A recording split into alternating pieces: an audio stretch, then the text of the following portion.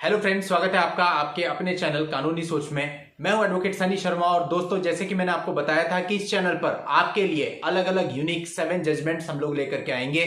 और दोस्तों, ये मेरा चौथा वीडियो है, यानी 4th जजमेंट है इस चैनल पर। बहुत ही इंपॉर्टेंट जजमेंट है दोस्तों, माननीय सुप्रीम कोर्ट का ये जजमेंट है और डीवी केस से रिलेटेड है।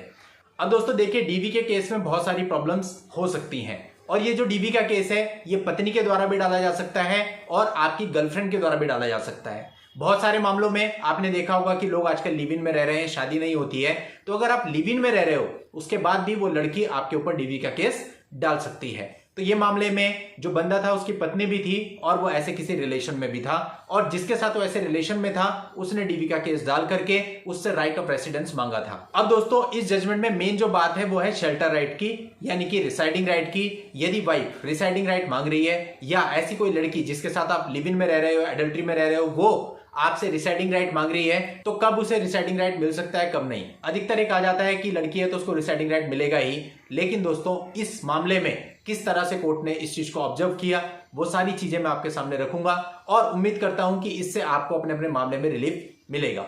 और दोस्तों, आगे बढ़ने से पहले आपसे कहना चाहूंगा, आपने इस नए चैनल कानूनी सोच को अभी तक यदि सब्सक्राइब नहीं किया है तो सब्सक्राइब जरूर कर लें, नोटिफिकेशन बेल पर जरूर क्लिक कर लें, क्योंकि इस चैनल पर इस प्रकार की वीडियोज रेगुलर आती रहेंगी, नए नए टॉपिक्स पर नई नई सीरीज आती रहेंगी।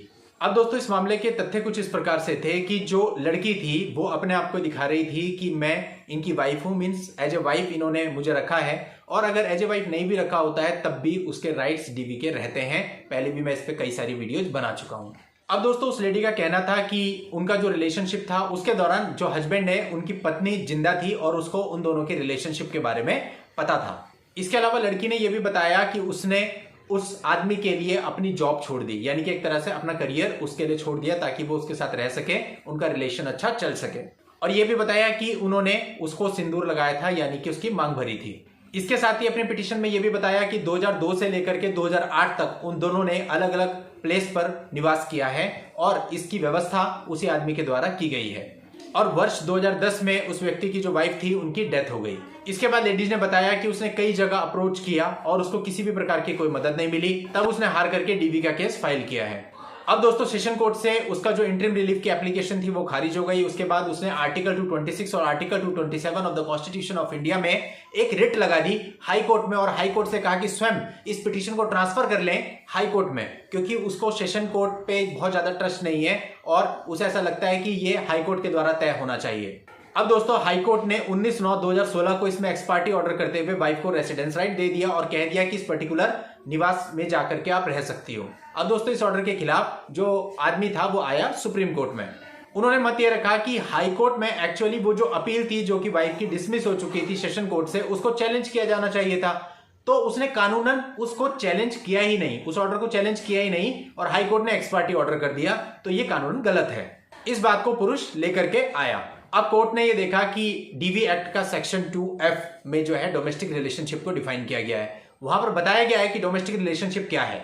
डोमेस्टिक रिलेशनशिप वो है जहां पर दो लोग अपनी मर्जी से साथ में शेयर्ड हाउस होल्ड में निवास करते हैं।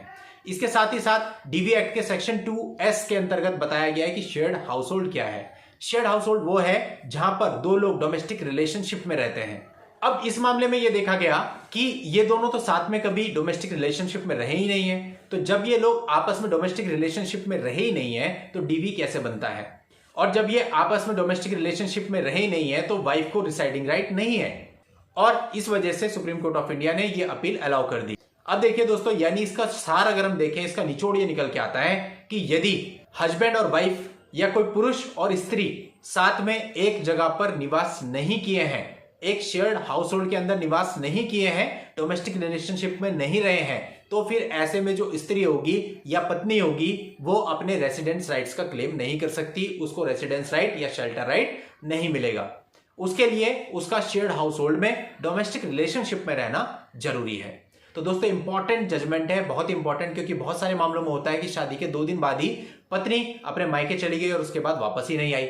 ऐसे बहुत सारे मामले भरे पड़े हैं जहां पर 2 दिन 3 दिन 4 दिन 1 हफ्ते में पत्नियां चली जाती हैं और फिर वापस नहीं आती, तो वहां पर आपकी जजमेंट काम आ सकता है। इस जजमेंट का लिंक आपको इस वीडियो के नीचे डिस्क्रिप्शन में मिल जाएगा। वहां जाकर के आप इस जजमेंट की हेल्प ले सकते हैं, पढ़ सकते हैं इसको और डाउनलोड करके अपने पास रख सकते हैं और अपने वकील साहब से संपर्क करके यदि उनको लगता है कि जजमेंट और आपके केस की परिस्थितियां सेम है तो आप इसको अपने मामले में यूज भी कर सकते हैं। नेक्स्ट वीडियो में नई लीगल जानकारी के साथ मैं आपसे फिर मिलता हूं, तब तक के लिए goodbye and thank you for watching, take care.